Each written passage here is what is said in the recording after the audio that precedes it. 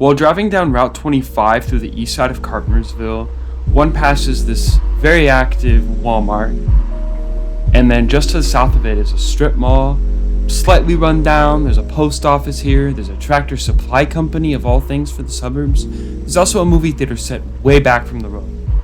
Within this strip mall is one of Chicagoland's oldest and best preserved indoor malls. Today we'll be looking at the Meadowdale Shopping Center located within Carpentersville, Illinois. There, almost at your doorstep, you will find big-name department stores to supply all your household and baby needs. Let's drive through one of the nearby shopping centers, and you can see for yourself that there are plenty of your favorite stores and lots of parking space.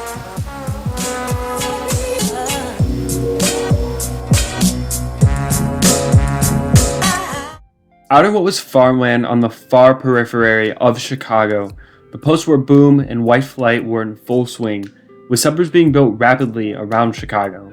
Looking further out, the developer L.W. Bessinger set his sights on developing and turning portions of the land in far northwestern Carpentersville into a massive planned community for those folks at just the right distance away to be close enough to commute, while still being kind of out there in the country. The construction of the neighborhood would begin in 1953. It would be called Meadowdale. There was almost nothing out here but really small towns. Looking to attract people to the area, Bessinger set his sights on building essentially a new city with modern amenities. He built two major attractions to accomplish this. First was the complex and hilly racetrack named Meadowdale International Raceway. The racetrack would open in 1958 but close after its 1969 racing season. It would later be turned into a forest preserve where much of the original racetrack is still preserved today and you can go walk around on it. Second was the Meadowdale Shopping Center, which essentially was a first draft of a shopping mall. Originally planned to be a large-scale indoor mall, it actually would have been one of the largest in the US.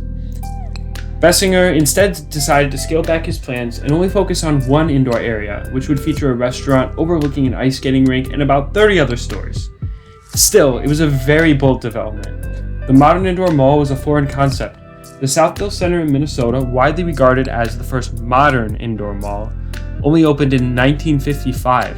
Meadowdale Shopping Center would open in 1957. This makes it one of the oldest shopping centers in the Chicagoland area. So now we're going to move into the timeline section of the video, and I just want to note that putting this one together was much more difficult than most, and I might be off by like a year or two. There's just a little bit of softness to these dates. In 1957, the mall would actually open with about 12 stores, and it would slowly keep growing until 1958 when Block & Cole, which was a Peoria-based department store, opened, along with the Winter Garden Arcade area. This area was the small enclosed mall, and it features an ice skating rink, a restaurant, a snack bar, and other stores. In 1959, Weebolt's would open in the middle of the mall, kind of serving as the center's main anchor. In 1960, Block & Cole was actually purchased by Carson Peary Scott, thus the store became a Carson's. Also, while campaigning for president, John F. Kennedy actually visited Meadowdale and gave a brief speech about education. In 1962, a bowling alley would open behind the mall, and tragedy would strike Meadowdale in 1963 when a fire would destroy the Winter Garden Arcade, the ice skating rink, and the Carson's buildings. By 1964, though, the mall would quickly reopen without the ice skating rink. Carson's was also replaced by a Clark's department store. In 1967, the Meadowdale movie theater would open at the south end of the mall site. In 1970, the Clark's department store would close, but in 1971, it would be replaced by a Cook's department store. Also, that same year, Woodfield Mall, which is now one of the largest malls in the world, would open 25 minutes away. This would put serious pressure on Meadowdale. In 1976, the Crystal Point Mall would only open 15 minutes away in Crystal Lake. In 1980, the Spring Hill Mall only opened 7 minutes away in West Dundee and Carpentersville. Spring Hill Mall opening really dealt a death blow to Meadowdale, and by 1982, it was about 25% vacant, and Cook's would close that same year. In 1983, Weebolt's would close their Meadowdale store, and there, the mall essentially just froze. Spring Hill had made Meadowdale obsolete. A major change would happen though in 1990 when the north half of the building was torn down and a new post office was built at the north end of the mall site. Also in 1990, Classic Cinemas would take over the movie theater, and they continue to operate the theater today. The north portion of the mall site would sit vacant until 2016 when Walmart opened on that northern portion of the mall site.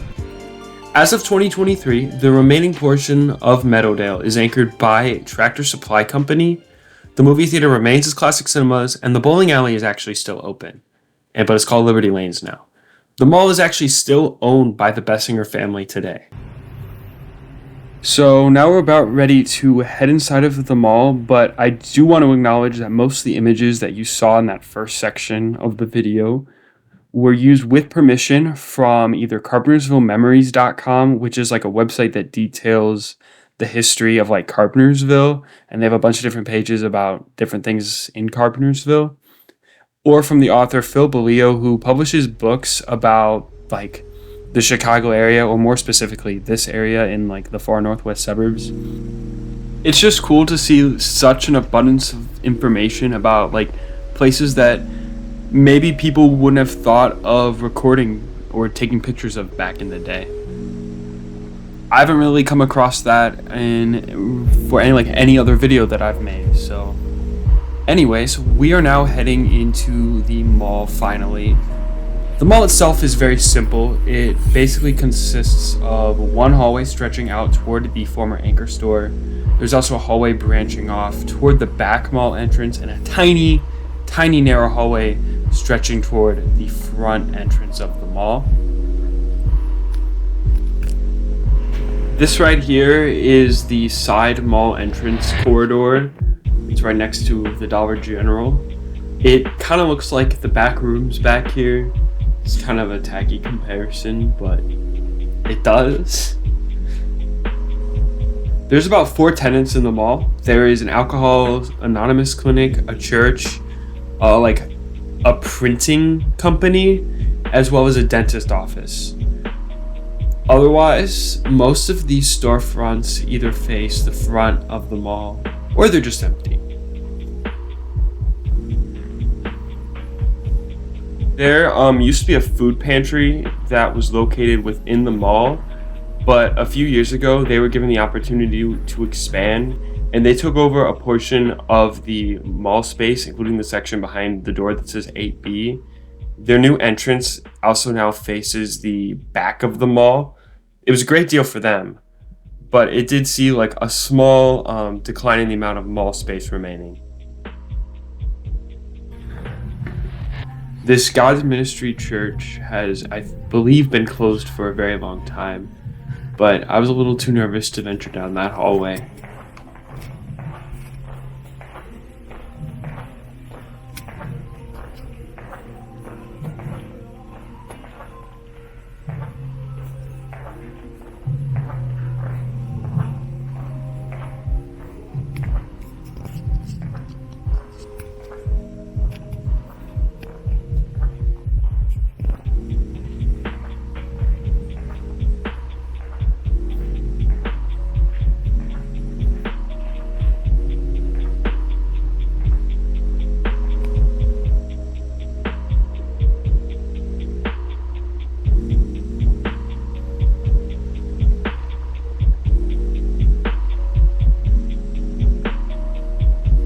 While there's definitely not much left to this mall today, it is amazing that a place like this still exists.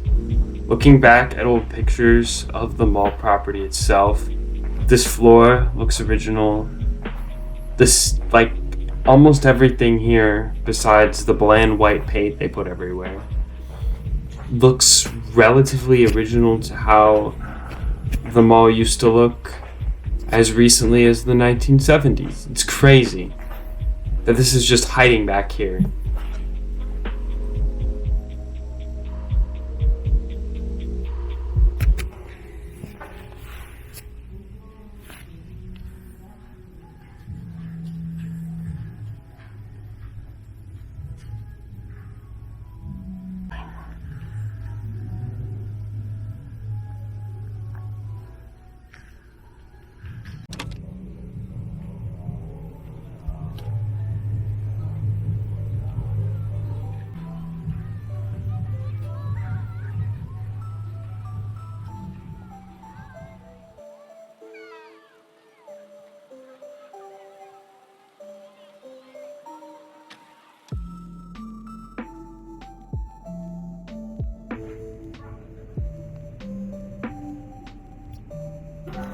Okay, so now we're gonna be heading outside of the mall, which features this very tall vaulted ceiling. They literally could have just put a window on the one side and could have also basically been an indoor mall as well. There is an Ace Hardware out here, a laundromat, a La Michoacana. There's also this kind of weird Chinese restaurant that looks like it's been closed for a very long time. Only. What does that mean? Really creepy, actually. And then they have this sign directing you to another Chinese restaurant just outside the mall. So I wonder if they just like closed this one and moved over there, but it also appeared they were trying to keep both open at the same time. Kind of odd.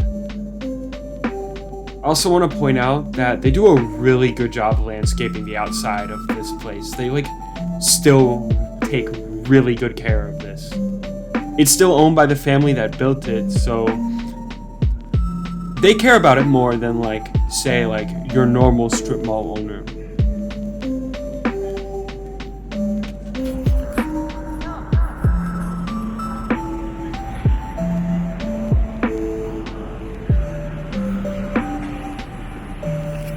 Jobs, jobs, jobs! And there's a Pace bus. It's a new one. Very nice. And now we're gonna peek inside of this old office-looking storefront. No idea what this could have been used for. Another bus. The new buses are pretty nice, to be honest. This is the post office, which was basically just attached to the existing mall.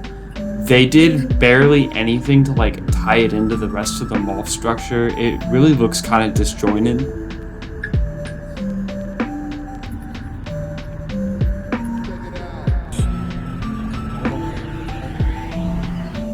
This entire Walmart site actually used to be a part of the mall site. Supposedly this Walmart is the busiest one in northern Illinois.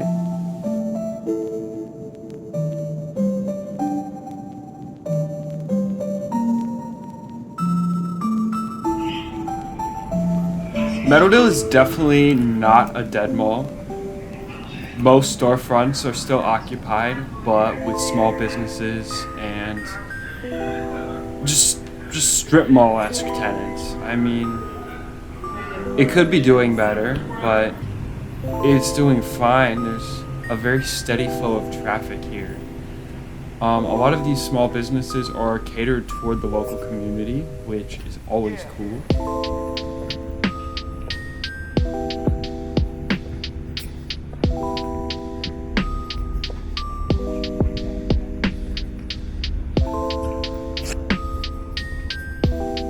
Around this corner is the busiest section of the mall site.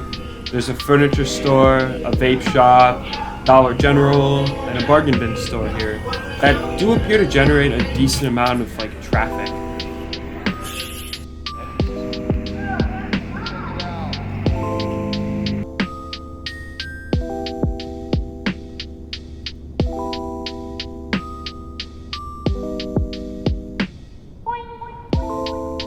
One of the most striking things about the property is just the magnitude of parking. Keep in mind, this is only a fraction of what used to be here when you see all this parking. They really did not know what to expect back when they built this mall, so they built for practically just opening day.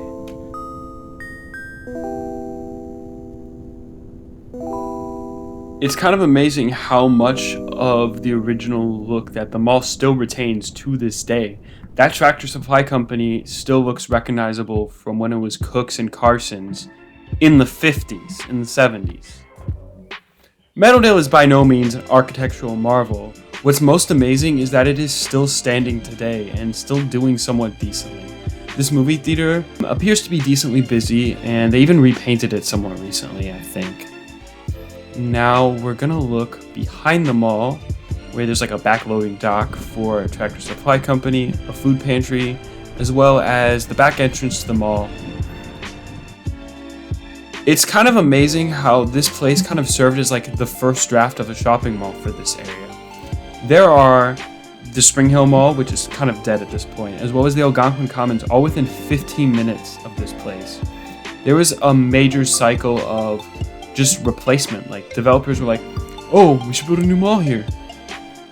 I don't care about the old ones. And then you're left with places like Meadowdale, stagnant in time, still standing today.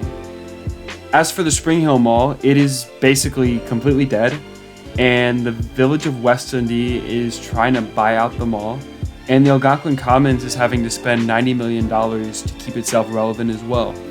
Maybe if you thought about it a little bit more, there was just too much retail here in the first place. This bowling alley basically appears stuck in time. It's vintage both inside and out.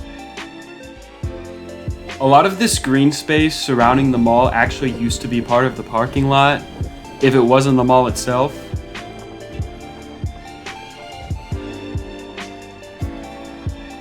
As always, thank you so much for watching this video. I really do appreciate it all the way till the end. I highly recommend checking out the sources as well as some further reading articles down in the description below. See you next time.